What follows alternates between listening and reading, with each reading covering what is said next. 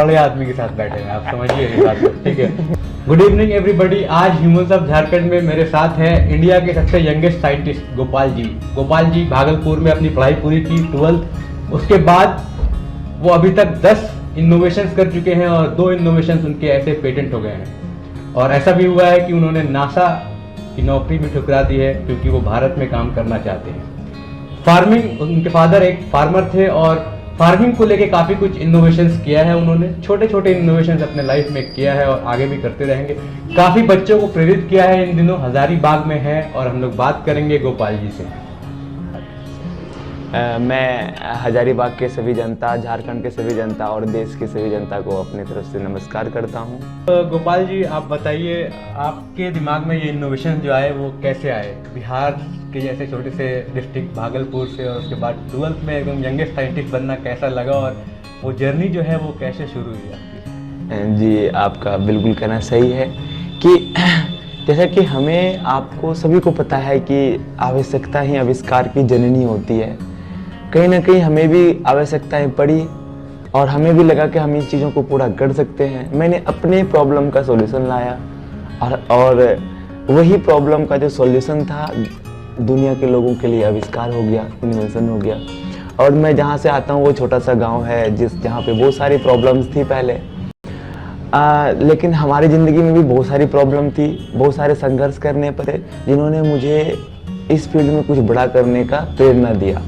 और जब आपकी मनचाही चीज़ें आपको मिलती है तो ऑब्वियसली खुशी होती है। गोपाल जी ने बताया कैसे उन्होंने अपनी कहानी शुरू की। हम लोग जानना चाहेंगे उन्होंने कितने इनोवेशंस की और वो इनोवेशंस क्या थे। अभी तक में जो टिल डेट तक हमारे पास जो है 10 इनोवेशंस हैं और जिसमें से 2 पेटेंट है, 4 पेटेंट फाइल्ड है जो कुछ दिनों के बाद वो मिल जाएंगे। बाकी मैं 4 पे मैं काम कर रहा हूँ देहरादून रिसर्च सेंटर में, जहाँ पे हमारे गवर्नमेंट ऑफ इंडिया के द्वारा मुझे लैब दिया गया है और ग्राफिकल यूनिवर्सिटी के द्वारा मुझे सारी फैसिलिटीज़ प्रोवाइड कराई गई है, जहाँ पे विदिन 1-1.5 साल से मैं काम कर रहा हूँ। 10 इनोवेशंस में मेरा पहला इनोवेशन था बनाना बायोसेल। मैं जहाँ से आता हूँ वहाँ के केले की खेती बहुत बड़े पैमाने पर होती है और इस इनोवेशन ने हमें वर्ल्ड वाइड पहचान दिलाई। वर्ल्ड वाइड इस इनोवेशन ने देश को प्रमोट किया, देश को प्रेजेंट किया। उसके बाद जब मैं 13 साल का था उसी समय मैंने इसका इन्वेंशन किया था, यानी 8 या 9th क्लास में रहा होगा, उस समय मैंने इसका इन्वेंशन करा। उसके बाद इसके पीछे कहानी थी कि हमारे शर्ट पे जो है दाग लग गया था बनाना ट्री के रस का। उसके बाद वो वॉश नहीं हुआ, तो एक बार मैं हाई स्कूल में अपना प्रैक्टिकल कर रहा था तो उस समय हमारे हाथ से कुछ काम करने के दौरान वो एसिड का नीचे गिर गया, वो वॉश उस फर्श पे लग गया, वो भी वॉश नहीं हुआ, वो उसका भी दाग नहीं छूटा। तो हमने सोचा कि क्या हो रहा है भाई, कैसे हो रहा है। तो हमने उस दोनों को कनेक्ट करने की कोशिश करी। जैसे मैंने पहले कहा था कि डॉट होता है, तो हमने इन दोनों स्टोरी को कनेक्ट करने की कोशिश करी। फिर हम जाके एक समय ऐसा आया कि हमने केले के थंब में इलेक्ट्रोलाइसिस की प्रक्रिया करी, 2 इलेक्ट्रोड डाला और वोल्ट मीटर से चेक करा तो उससे हमें बिजली मिली। और उसके बाद हम उसको आगे लेके गए, इंस्पायर अवार्ड मिला। तो उसके बाद मैं स्टेट, नेशनल, इंटरनेशनल लेवल पे लेके गया। फिर उसके बाद मैं गवर्नमेंट ऑफ इंडिया से मिला, माननीय मोदी जी से हमारी मुलाकात हुई 2017 अगस्त में। फिर उसके बाद मैं NIF अहमदाबाद पोस्टेड हो गया, मुझे वहाँ पे भेजा गया। वहाँ पे मैंने एक के बाद हमने 9 इन्वेंशन करा। दूसरा मेरा पेपर बायोसेल है। वेस्टेज पेपर से हमने इलेक्ट्रिसिटी किया, जो आर्ट कार्टन होता है, सारी चीज़ें होती है। फिर हमने गोपोनियम एलॉय बनाया, एक ऐसा एलॉय डेवलप किया हुआ है जिसका मेल्टिंग पॉइंट बहुत ज़्यादा हाई है, जिसके लिए नासा हमारे पीछे पड़ी हुई है। उनका 3 टाइम्स ऑफर है, लेकिन हमने उस ऑफर को ठुकरा दिया अपने देश के लिए कि क्यों ना हमने इसलिए ठुकराया इसके। तो इतनी कम उम्र में 10 इन्वेंशंस, गोपाल जी सच में ये बोलना बहुत आसान है, लेकिन कैसे किया आपने? आप 18 साल के हैं और क्या पढ़ाई की?